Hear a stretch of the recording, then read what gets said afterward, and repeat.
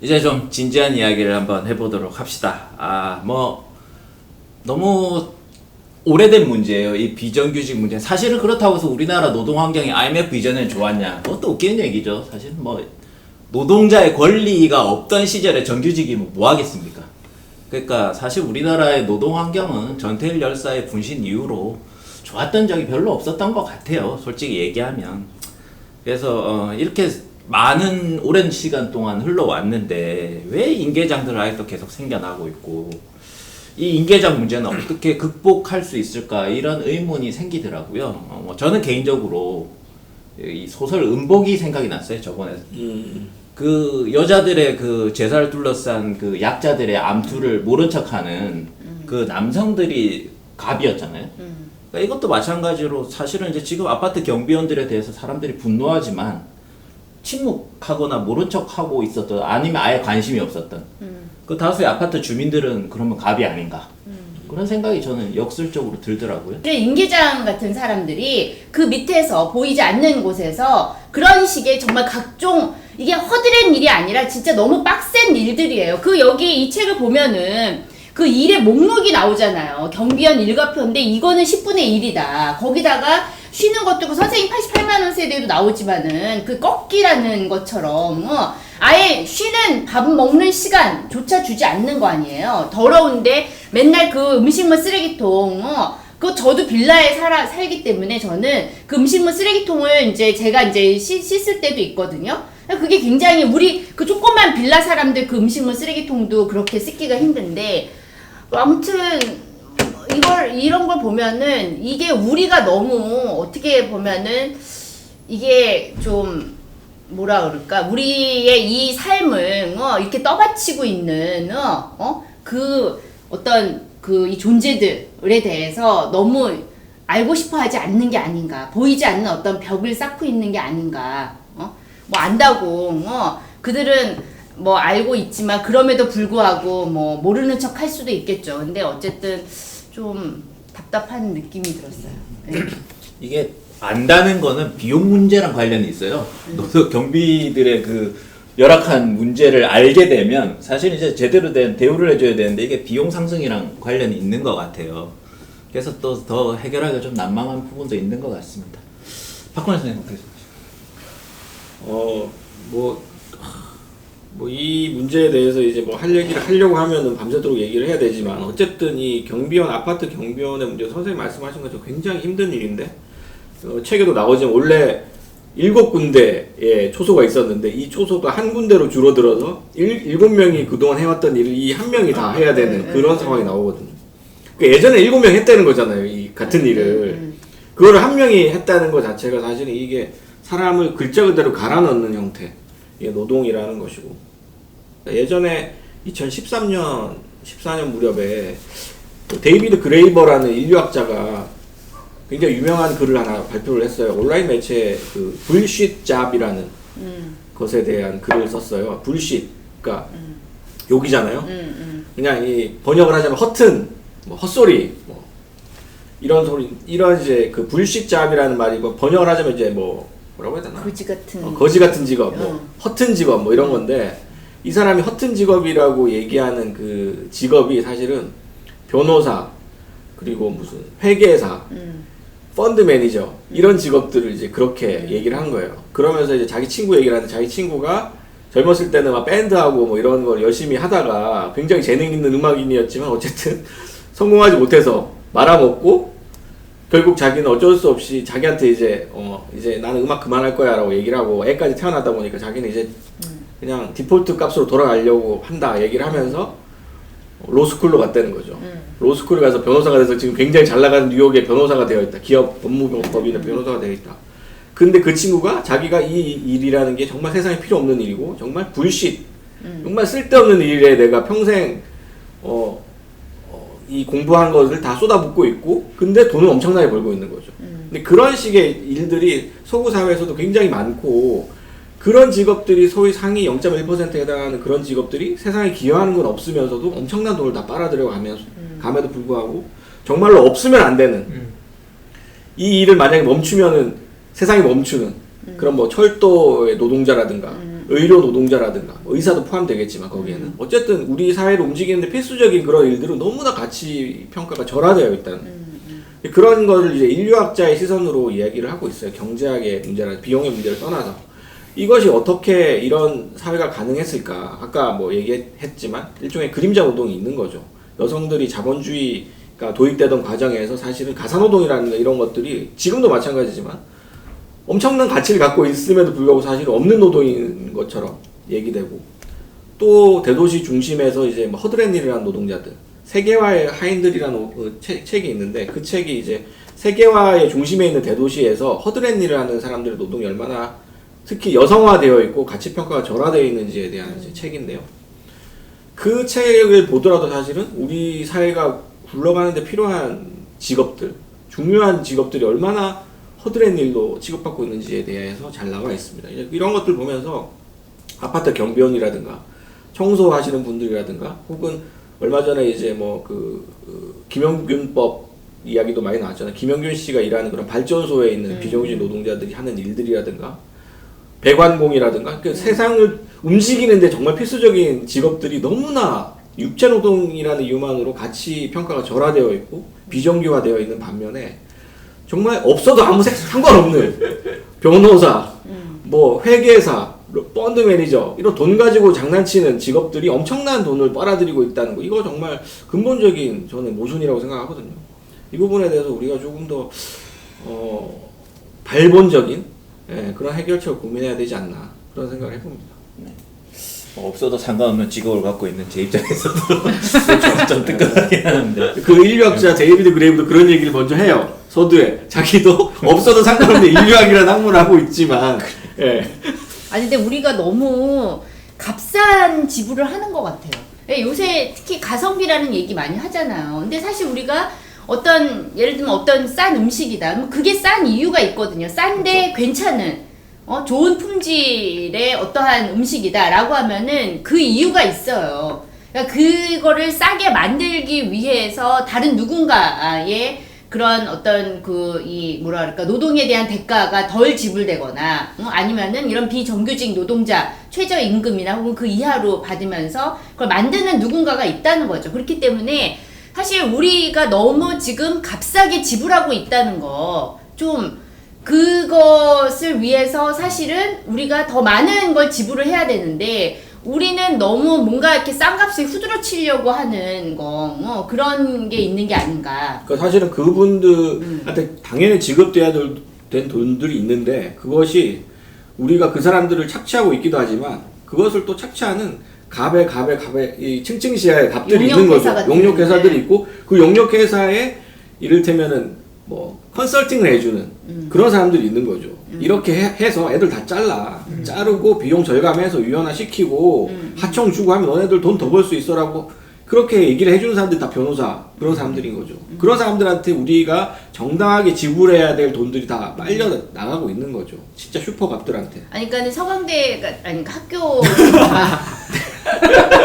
갑자기 고유 아니 거기 청소 노동자 제가 이제 네. 석사 때 X관에 이제 왔다 갔다 하면서 거기서 좀 잘 인사도들 하면서 잘 알던 그분이 계셨는데, 그러니까는 이분은 그때 당시에 이제 학교랑 계약을 해가지고 계속 직급이 조금씩이라도 계속 올라가고 월급이 조금씩이지만 계속 올라간 거예요. 근데 그 이후에 이제 새로 들어오신 분들은 다 용역회사랑 그렇죠. 계약을 해서 들어오신 그분들은 사실은 월급이 1년 된 사람이나 이제 막 들어온 사람이나 10년 된 사람이나 경력직이나 상관없이 다 월급 똑같이 받는다는 거죠. 근데 이제 문제는 이런 식의 어떤 그 사회 구조에 대해서 이거 의문을 제기하거나 문제를 제기하기보다는 많은 사람들이 그 사람의 노동의 가치가 그 정도밖에 안 된다라고 하는 생각을 가지고 있다는 거예요. 놀랍게도. 그렇죠. 그리고 아니 그 사람들이 그렇게 정규직 되기가 얼마나 어려운데 그 사람 자기 능력도 없어 스펙도 없어 그런 사람이 그렇게 꼬박꼬박 직급 올라가고 월급 올라가고 이런 거 말이 안 된다. 이현주 의원이 옛날에 아니 밥하는 거 아무나 하는 거 아니냐고 그런 식의 얘기를 했잖아요. 그러니까는 청소 노동자나 혹은 그러한 경비 노동이나 이러한 것들이 다 아무나 하는 일이라는 생각이 있고 어떠한 학력 일정한 학력을 얻고 그 다음에 일정한 뭐 토플 시험 점수와 이런 걸 가져야 되고 어떠한 단기 어떤 유학 경험이 있어야 되고 뭐 이러한 식의 스펙이 있어야만 어느 정도의 정규직이 허용이 되는 거지 그 외의 사람들은 하면 안 된다라고 하는 그런 생각이 너무 있기 때문에 그러니까는 그 사람들이 직급 올라가는 거에 대해서 오히려 지금의 젊은 사람들은 왜? 라는 이제 의문을 거꾸로 표시한다는 거죠. 이 책에도 나오는 가슴 아픈 에피소드 중에 하나가 임 계장이 분이 그 음식물 쓰레기통을 청소하고 있으니까 어떤 꼬마애가 지나가다가 아빠 손을 잡고 지나가다가 아빠한테 아 저 분 너무 힘드실 것 같다고 얘기하니까 아빠가 그래 너도 공부 안 하면 저렇게 돼 이런 얘기를 하잖아요. 그러니까 그게 사실은 정확히 한국의 중산층들이 보편적으로 가지고 있는 어떤 인식인 것 같아요. 공부를 잘해서 어떤 지위를 획득하고 그것이 일종의 지대가 되어서 그걸로 그냥 정규직 혹은 좋은 직업을 가져서 이런 사람들을 싼 값에 부려먹을 수 있는 그런 특권을 가지는 거. 그게 사실은 삶의 유일한 목표가 되는 사회예요. 이거 얼마나 진짜. 아니 근데 이분도 공기업에 33년인가 뭐 몇 년? 36년. 36년 동안 다니고 그리고 퇴직을 했는데 그러니까 나는 그 과정도 너무 놀라운 게 퇴직을 할 때 이 사람이 이제 그동안 이제 갚을 변제 능력이 있을 때는 아무 소리도 안 하던 은행이 갑자기 이 사람이 이제 그 이 경제력을 상실했다라고 판단하는 그 순간 개고장이 날라오는 거 아니에요. 빨리 빚 갚으라고.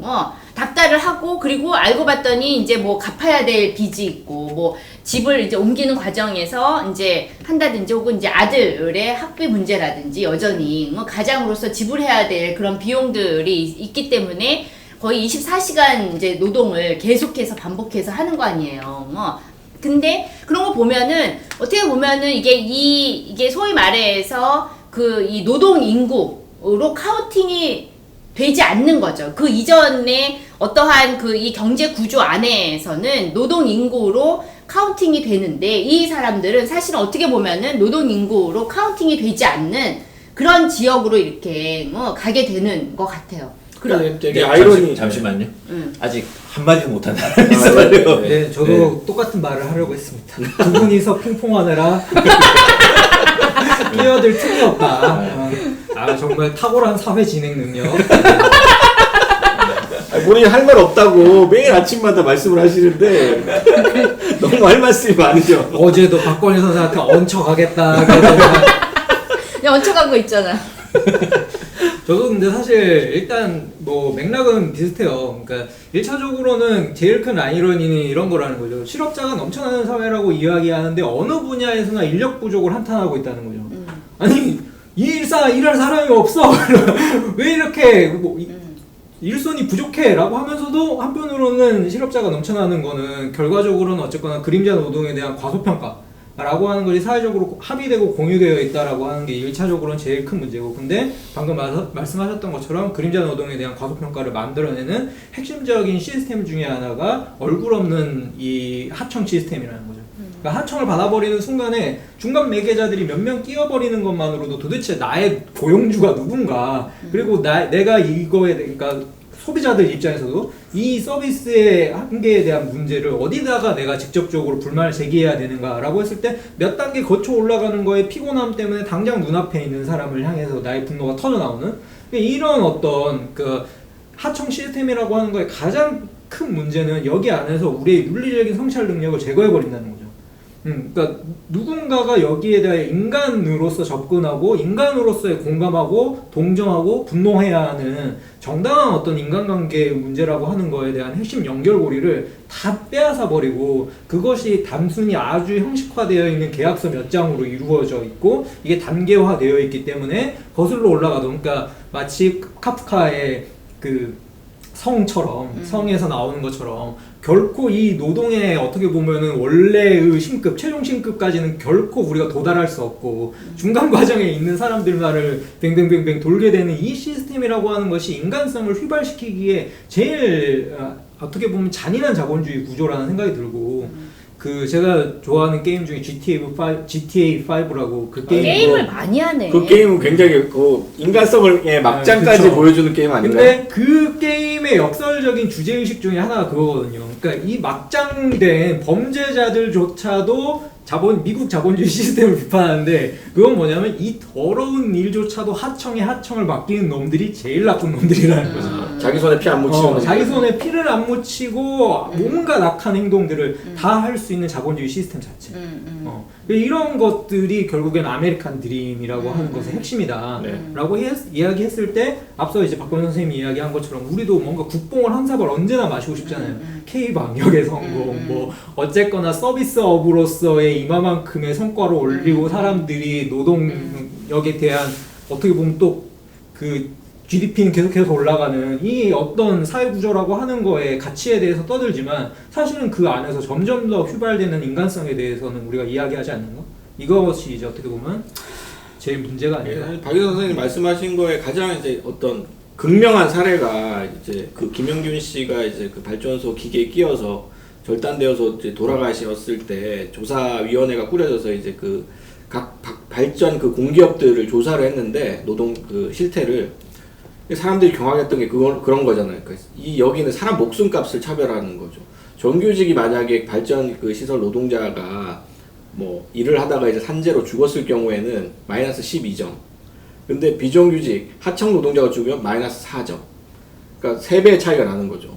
그런 방식으로 하청이 무슨 사고를 치더라도 심지어 사람 목숨이 죽더라도 똑같이 취급이 안 당하는 코레일에서 얼마 전에 감사원에서 적발된 사례가 코레일 정규직 그 철로 관리 직원들한테 지급된 기계가 있는데 막 일을 하다 보면은 열차가 접근하고 모를 수가 있으니까 그거를 사고가 자주 났대요 옛날에는. 그러니까 이제 열차 접근 시에 자동으로 그걸 경보를 해주는 머저 그런 게 있었는데 그 기계가 다 지급이 됐대요. 근데 그걸 비정규직만 빼고 다 지급을 한 거예요. 철로 작업을 하다 계속 비정규직이 죽을 수밖에 없는 상황을 만들어 놓고 비정규직이 죽으면 정규직보다 훨씬 못한 가격으로 그냥 객값처럼 던져주는 그런 방식이 이미 구조화되어 있는 거죠, 사실은. 그 구조가 또 내면화되는 것 같아요. 그쵸. 그들은 그 정도 능력이 없는 사람들이기 때문에 그렇게 당해도 그렇죠. 뭐 어쩔 수 없다라는 식의 불운한 거다, 운이 없다라고 어. 얘기하지만 이거는 불운이 아니라 불이익인 거죠. 불이한 일을 불운이라고 자꾸만 얘기를 하는 거죠. 네, 뭐 이 주제 다음 주제 또 비슷한 얘기가 있으니까요. 여기서 잠깐 끊고 네. 다음 얘기를 하겠습니다.